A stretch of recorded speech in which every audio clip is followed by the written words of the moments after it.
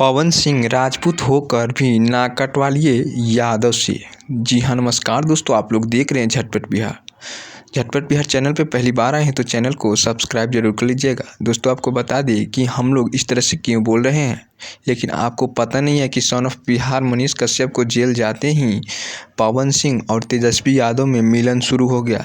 इस फोटो को आप लोग देखेंगे गौर से तो आपको पता चलेगा कि पवन सिंह और तेजस्वी यादव ने मिलकर बहुत ही अच्छे तरीके से बैठकर चाय पी रहे हैं। लेकिन आप लोगों को बता दें कि पवन सिंह और तेजस्वी यादव में हर वक्त कटाक्ष होती ही रहता है।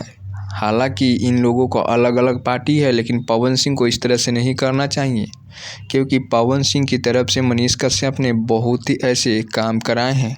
आपको बता दें कि तेजस्वी यादव मनीष कश्यप को जेल जाते ही पवन सिंह से मिलना जुलना शुरू कर दिए हैं।